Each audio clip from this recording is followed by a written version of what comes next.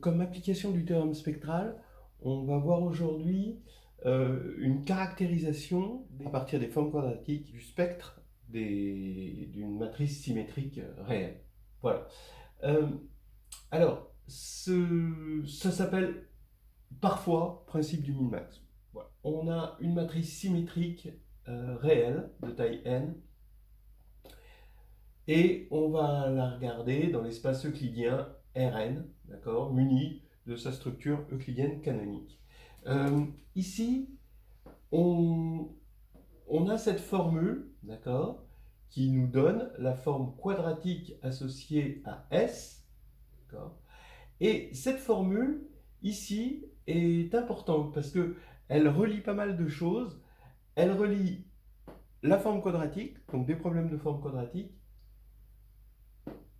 la matrice de Sn, c'est-à-dire qu'on peut, à partir de la matrice de Sn, partir vers les valeurs propres, vers l'analyse spectrale en quelque sorte, et la forme euclidienne. Donc vous avez deux formes quadratiques en fait en présence, une qui est un produit scalaire, hein, qui est issue d'un produit scalaire, et l'autre qui est une forme quadratique issue de S, et une matrice qui elle est prête à nous faire travailler sur la réduction.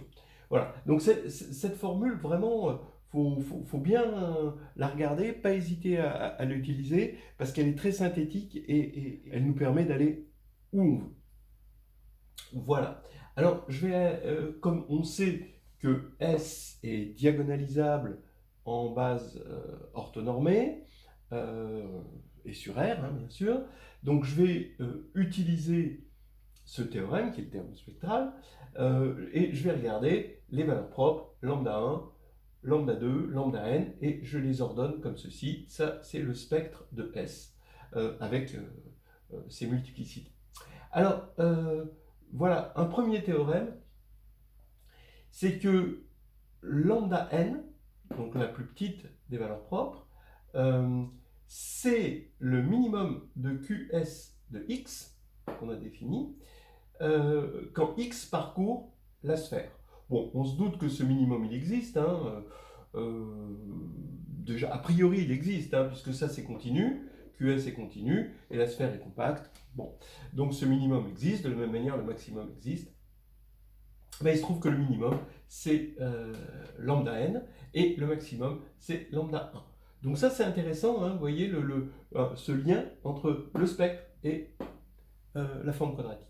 Voilà. Alors, on trouve aussi le principe sous cette forme-là, par homogénéité, ben, on a lambda n égale min de x dans Rn moins 0, bien sûr, hein, ça nous embête de diviser ici, de QS de x sur XX. Voilà.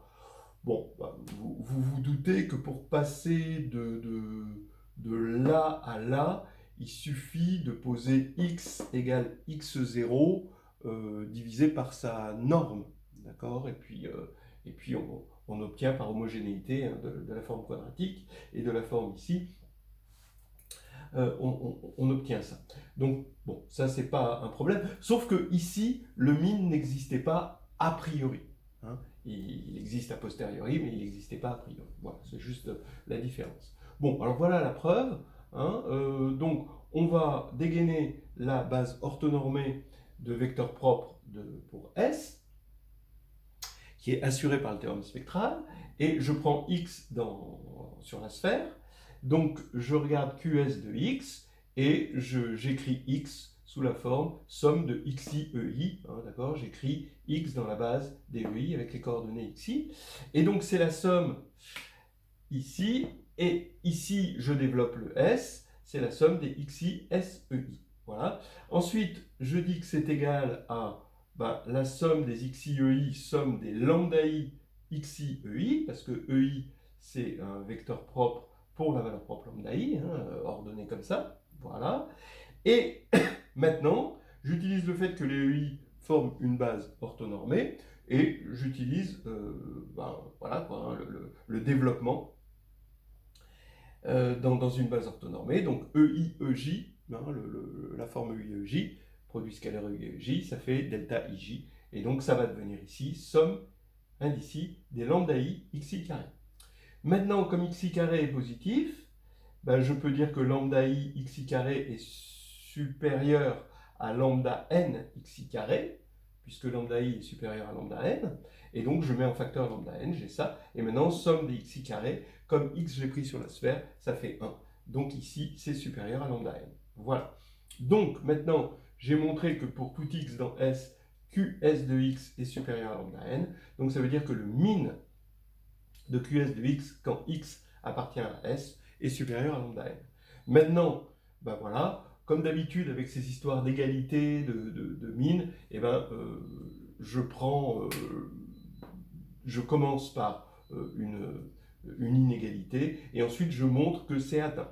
Alors c'est atteint évidemment en x égale en, puisque Qs de en, c'est en Sen, donc c'est lambda n en, mais en c'est 1 parce qu'on a pris une base orthonormée. Donc ici ça fait bien lambda n. Et maintenant, ça, alors on peut dire, bah, de la même manière on montrerait que ceci, mais c'est plus élégant peut-être de dire, quitte à remplacer S par moins S, d'accord, on applique la même chose à moins S, et maintenant bien sûr, il va y avoir une opposition hein, des valeurs propres du spectre de moins S par rapport au spectre de S, et on montre ça. Bon, en tout cas, vous avez compris que lambda 1, c'était le max de QS de X. Alors ça, c'est des choses qu'on rencontre assez souvent, hein, et puis on va passer à une autre propriété. Donc voilà un corollaire intéressant, d'ailleurs qu'on a trouvé dans le problème d'agrég interne, l'épreuve 1 de 2019. S, cette matrice symétrique qu'on avait tout à l'heure, je peux maintenant la décomposer. Ici, on aura des blocs diagonaux, d'accord? Et là, des blocs antidiagonaux qui sont transposés l'un de l'autre. Donc ça veut dire que ici, M est une matrice symétrique, hein, forcément, puisque c'est un bloc diagonal. M appartient à SK de R si elle est de taille K. Alors, le corollaire, qui est vraiment intéressant, c'est que lambda n de S, donc c'est-à-dire la plus petite des valeurs propres de S, maintenant je mets un de S parce qu'il y a plusieurs matrices, est plus petite que lambda K de M. Alors lambda K, puisque M a K valeurs propres, hein, ça va être par définition la plus petite des valeurs propres de M, qui est plus petite que lambda 1 de M, qui est plus petit que lambda 1 de S. Donc c'est ça qu'on va montrer. En fait, on va montrer juste cette inégalité-là, parce que celle-là, elle est évidente, d'accord, puisque ça c'est la plus petite des valeurs propres de M, et ça c'est la plus grande, et celle-là, elle se déduit de celle-là, hein, en remplaçant S par moins S. Donc, on va montrer ça, et avant tout, voilà un petit contre-exemple hein, qui prouve que c'est que dans le cas symétrique hein, que ça marche, symétrique réelle. Regardez cette matrice, elle n'est pas symétrique, 4, 3, moins 2, moins 1, donc vous voyez que sa trace c'est 3, son déterminant, vous voyez que c'est 2, donc son polynôme caractéristique c'est x2 moins 3x plus 2, bon ben voilà, j'ai fait exprès, voilà, son spectre c'est 1 et 2, ben voilà, le spectre c'est 1 et 2, et pourtant, vous prenez m ici égale 4, ben, son spectre lui déborde sur le 1, 2, d'accord, et puis moins 1 déborde de l'autre côté, d'accord. Donc on voit bien que ça ne marche pas en général, que c'est typique de quelque chose de symétrique réel. Et en fait, pourquoi c'est typique de quelque chose de symétrique? Parce que, regardez, si ici vous aviez un 0, alors cette matrice-là, elle aurait un sens géométrique. C'est par rapport aux endomorphismes, hein, S, on lui fait correspondre à un endomorphisme, et la matrice M, c'est l'endomorphisme induit. Donc on peut parler d'endomorphisme. Mais, et donc là, on aurait des résultats, on pourrait avoir des résultats. Le fait qu'il y ait un A là, fait que cette matrice M, en tant qu'endomorphisme, n'a plus tellement de raison d'être. Mais, en tant que forme, comme la matrice est symétrique, on lui associe une forme quadratique, et en tant que forme quadratique, M a une raison d'être. Hein, d'accord? Et c'est ça ce que l'on va voir. C'est-à-dire que, en gros, si Q a pour matrice S dans une base, d'accord, et que M, c'est cette composante, ce bloc diagonal, et bien M, ça va être tout simplement la restriction de Q au sous-espace correspondant, ici, hein, d'accord, au sous-espace des K premiers vecteurs. Voilà, c'est ça qu'on va voir, et c'est pour ça qu'on va se diriger vers les formes quadratiques, d'accord. A priori, c'était un problème spectral, mais on va aller se diriger vers les formes quadratiques, d'accord, grâce toujours à la formule dont j'avais parlé ici. Donc, voilà, hein, vous voyez, QS de x, c'est XSX pour tout x dans Rn. Maintenant, je vais regarder, je vais plonger RK dans Rn, d'accord? Où RK, c'est simplement le sous-espace engendré par E1 jusqu'à EK. Alors attention, c'est le RK qu'on connaît, mais on le voit comme plongé dans Rn, donc on le voit comme un sous-espace de Rn. Bon, c'est assez naturel. Et maintenant, vous allez remarquer que la matrice, ce qu'on appelle la matrice de la forme quadratique QS, ici, dans la base canonique B de Rn, d'accord, c'est tout simplement les BIS de BJ, d'accord.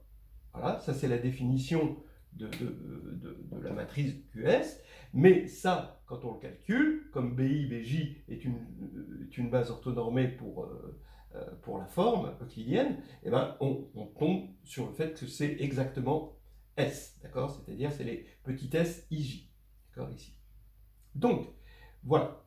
Maintenant, quand on va prendre la restriction de QS au sous-espace RK de Rn qu'on vient de définir, eh ben, on va regarder sa matrice dans la même base canonique, mais juste restreinte aux K premiers vecteurs, d'accord? Et donc, on n'a rien changé à la formule, hein, d'accord? Donc ici, c'est toujours BI, S, BJ, sauf qu'on a restreint les BI et les BJ, d'accord? Et donc, on trouve évidemment la matrice M. Mais ça veut dire que le QS restreint à RK, comme sa matrice c'est M, c'est ce qu'on appelle QM, hein, dans le contexte de RK, évidemment. Bon, alors, maintenant, voilà, maintenant on va pouvoir appliquer le théorème 1 de tout à l'heure. Lambda K de M, c'est la plus petite des valeurs propres de M, c'est le min de QM de X, quand X est sur la sphère, attention, la sphère de RK. Mais ce QM de X, c'est rien d'autre que le QS de X. Tout est là. Hein. QM de X, c'est QS de X à partir du moment où X est là. Donc évidemment, le min sur cette sphère est plus grand que le min sur cette sphère, puisque cette sphère, elle est plus petite que celle-là. D'accord ? On a RK qui est inclus dans Rn, et donc SRK est inclus dans SRn. Voilà. Donc forcément, c'est plus grand que ce min, et ce min, il est plus grand que ce min, pardon, il est égal à lambda n de S, d'après ce qu'on a vu d'après le théorème 1. Donc on a une inégalité, cette inégalité, et les autres sont en découle. Voilà.